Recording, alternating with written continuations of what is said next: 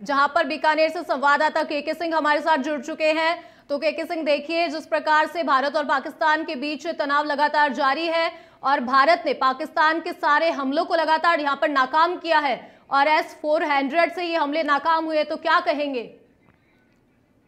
जी, आपको देखिए बताना चाहूंगा कि बीकानेर जिले में जिसमें जहाँ पे ये लड़ाकू विमान है और एयरपोर्ट भी है, वो वहां से लड़ाकू विमान को केंद्र बनाया गया है ताकि क्या है कि वहां पे हमला किया जा सके। लेकिन हमले को नाकाम करने की बराबर कोशिश और बराबर कामयाबी मिली है भारतीय सेना को, भारतीय वायु सेना को। उसके अलावा अगर बात करें तो यहाँ से जो बीकानेर की जो स्थिति है, बीकानेर संभाग की बात करें तो बीकानेर संभाग में श्री गंगानगर और बीकानेर जिला जो कि सीमावर्ती इंडो पाक बॉर्डर से कहीं ना कहीं जुड़ा हुआ है।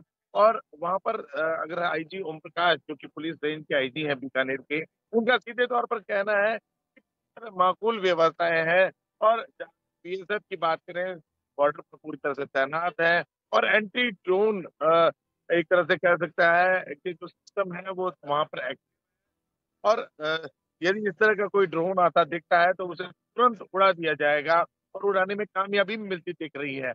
आपको जानकारी के लिए बता दूं, बीकानेर संभाग में एक तौर पर गंगानगर और बीकानेर में सभी तरह की छुट्टियां सरकारी अधिकारियों की, कर्मचारियों की रद्द कर दी गई है। डॉक्टर्स की छुट्टियां हैं वो भी रद्द कर दी गई है और उन्हें एनी टाइम तैनात रहने की बात और तैयारी रखने की बात की गई है। जहां तक हम बात करें स्वास्थ्य विभाग की, तो मॉनिटरिंग बराबर की जा रही है बॉर्डर एरियाज पर खास तौर पर।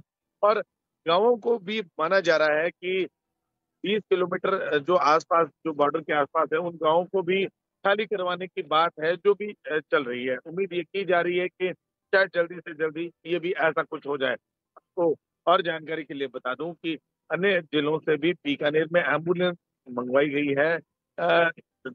लगभग फायर ब्रिगेड की व्यवस्थाएं की जा रही है ताकि कहीं भी ऐसी आगजनी और इस तरह की कोई घटना होती है तो तुरंत उसको बुझाने का प्रयास किया जा सके। उसके अलावा आप बीकानेर में एक तरह से फुल अलर्ट जोन पर है। यहाँ पर एक तरह से ब्लैकआउट रहा, बीकानेर पूरे जिले में ब्लैकआउट रहा, क्योंकि ऐसी कोई गतिविधि की अगर हम बात करें खाजूवाला के पास जो इंडो पाक बॉर्डर है, वहां पर कहीं ना कहीं टैंकर की गतिविधियां छोटी मोटी सुनने में आई, आवाजें कुछ आई लेकिन अंतिम बात यही गो बैक होने की बात सामने भी आई।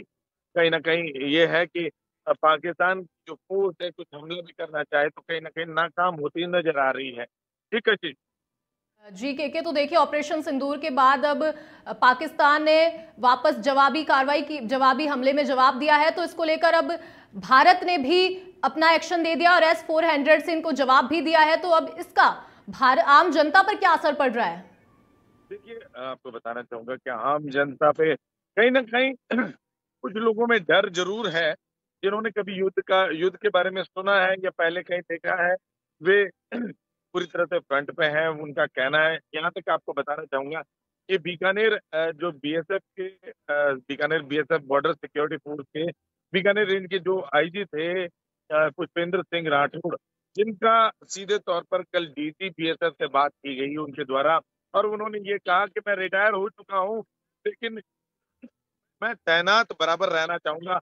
मुझे इन सीमाओं का अनुभव है, मुझे मौका दिया जाए। तो कुल मिला के एक बहुत बड़ी बात, एक जज्बा है वो उनका सामने आ रहा है। देशभक्त होते हुए अपने आप को वे बता रहे हैं और वे कहीं ना कहीं इस तरह के अगर सामने आते हैं तो भारतीय सेना को, भारतीय बीएसएफ को मदद भी मिलती है। जहां तक बात करें पब्लिक, तो ब्लैकआउट के दौरान आपको बताना चाहूंगा कि पूरा बीकानेर में एक तरह से अंधेरा रहा, लाइट पावर कट कर दिया गया था और तमाम थाना इलाके की जो गाड़ियां हैं वो बराबर अनाउंसमेंट करती नजर आई और लोगों को अलर्ट करती नजर आई कि लाइट कृपया बंद रखें, और लगभग कामयाबी भी नजर में आई और लोगों ने लाइट भी बंद रखी।